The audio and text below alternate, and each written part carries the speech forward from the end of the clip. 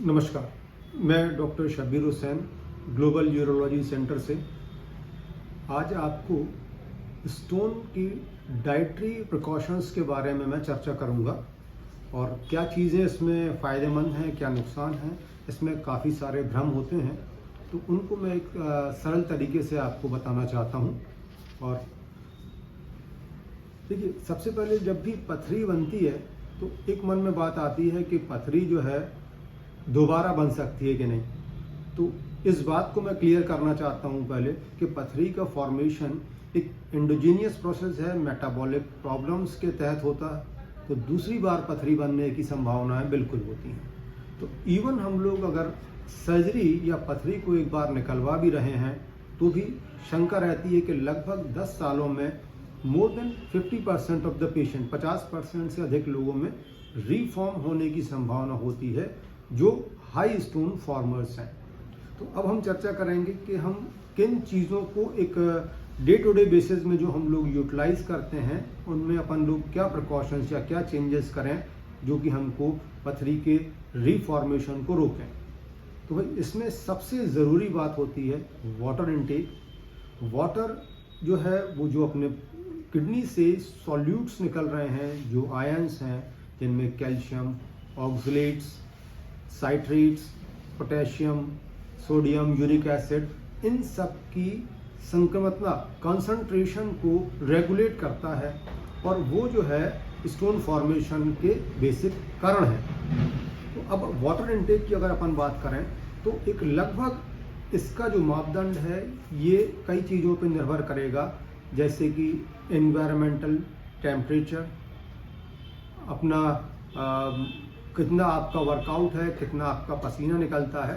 तो अमूमन अगर मुख्य रूप से समझें तो हमको लगभग 1.5 से 2 लीटर का जो है यूरिन होना चाहिए और इतनी यूरिन होने के लिए एक लगभग उससे आधा से 1 लीटर ज़्यादा वाटर इनटेक होना चाहिए। It means around 2 to 3 litres का कम से कम वाटर इनटेक होना चाहिए या 12 से 15 गिलास कम से कम। और ये वाटर इनटेक का जो कंजम्पशन जो है ये अपन टेम्परेचर के हिसाब से वेरी कर सकते हैं। गर्मी है, तेज़ गर्मी है तो 4 लीटर तक का इनटेक रखें। वहीं बरसात है, ठंडा मौसम है तो इसको 2 से 3 लीटर्स की तरफ अपन लोग लेके आ जाएं, तो जिससे बहुत बार बार भी पेशाब जाने की समस्या ना हो। तो it has to be regulated according to the temperature, according to your activities. Like if आप या मैनुअल वर्कर हैं आप तो आपको पानी की रिक्वायरमेंट ज़्यादा है, आप ऑफिस गोअर्स हैं, आप एसी में बैठे हुए हैं तो आपकी पानी की रिक्वायरमेंट ऑब्वियसली थोड़ी सी कम होगी। अच्छा, पानी इकट्ठा पीना है या थोड़ा थोड़ा पीना है, इस पे भी मैं आपको क्लियर कर दूं कि पानी अगर अपन इंटरवल में पी रहे हैं that is more beneficial than एक बार में अपन ने सुबह 2 लीटर पी लिया और फिर दिन भर अपन लोग पानी नहीं पी रहे हैं, अपन ये मान रहे हैं कि हमने ऑलरेडी अपना 2 लीटर कंज्यूम कर लिया है, तो वो ठीक नहीं है। दूसरी बात है दूध। ये एक बड़ी भ्रांति है और कई बार हमारे को सलाह मिल जाती है कि ये दूध बिल्कुल वर्जित है, स्टोन के केसेस में ऐसा नहीं है।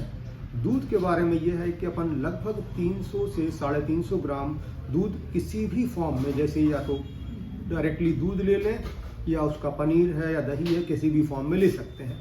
एक छोटा सा मैं बात और कह दूं आपको कि जिन लोगों को कैल्शियम ऑक्सलेट पथरी हो रही है उनको इनफैक्ट दूध नहीं लेने से ज़्यादा दिक्कत है, बिकॉज सबसे कॉमन जो स्टोन्स हैं वो कैल्शियम ऑक्सलेट स्टोन्स होते हैं और अगर हम बिल्कुल भी कैल्शियम नहीं लेंगे तो ऑक्सलेट रेसिप्रोकली ज़्यादा एब्जॉर्ब होगा और स्टोन फॉर्मेशन को इनफैक्ट बढ़ा भी सकता है।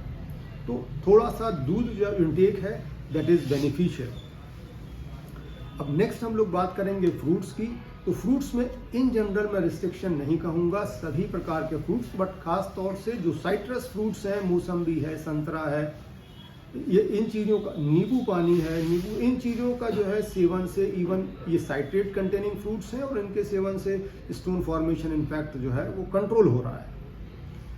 अब नेक्स्ट बात आती है वेजिटेबल्स। वेजिटेबल्स में भी अगर आप बहुत ही मामूली स्टोन फॉर्मर है, ओकेजनली अभी कभी आपको स्टोन बना है, निकल गया है, अभी कुछ नहीं दिक्कत है, तो बहुत ज़्यादा रिस्ट्रिक्शन की आवश्यकता नहीं है। और फिर भी जो रिस्ट्रिक्शंस होते हैं वो कुछ सब्जियां हैं जैसे कि पत्ता गोभी है, पालक है, टमाटर, बैगन है, जिनमें ऑक्सलेट्स वगैरह के कंटेंट ज़्यादा हैं। इनकी जो है ज़्यादा मात्रा में जो है उपयोग ना करते हुए कभी मिक्स वेजिटेबल्स के रूप में है ऐसा उपयोग करें तो वो बेहतर है। जैसे सलाद वगैरह में टमाटर वगैरह अवॉइड करे जा सकते हैं तो उतना अवॉइड करें। एक यहाँ पर सबसे एक मुख्य बात होती है खान पान में कि जो चीज़ें अचार पापड़ जो चीज़ें एक्स्ट्रा सॉल्ट कंटेनिंग चीज़ें हैं उनको अवॉइड करना बेहतर है, बिकॉज एक्सेसिव सॉल्ट जो है वो स्टोन फॉर्मेशन को बढ़ावा देता है। अब नेक्स्ट अपन बात करें नॉनवेज की। प्रेफरेंशियली चूंकि नॉनवेज जो है अधिक यूरिक एसिड कंटेनिंग चीज़ें हैं तो नॉनवेज को कम मात्रा में लेना ही बेहतर है। नॉनवेज को अगर अपन कैटेगराइज करें तो रेड मीट है, उससे बेहतर होगा कि अपन लोग चिकन लें या फिर उससे भी बेटर फिश है। तो इसको ओकेजनल लेना बेटर है और वो भी अगर मीट की मात्रा जो है वो कम ली जाए।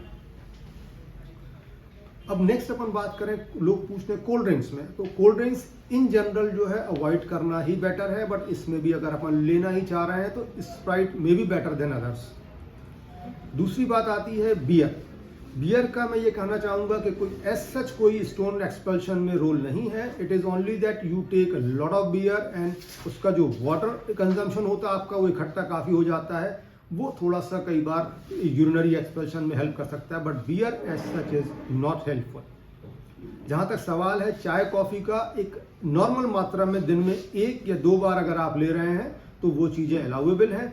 बहुत अधिक मात्रा में चाय और कॉफ़ी स्टोन फॉर्मेशन को बढ़ाएगा।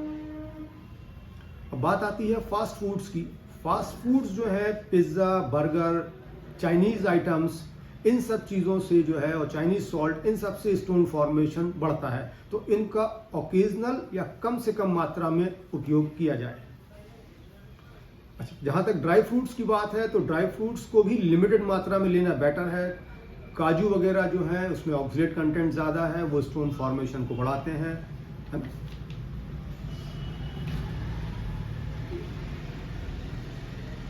I think we have covered now all the aspects. Thank you very much.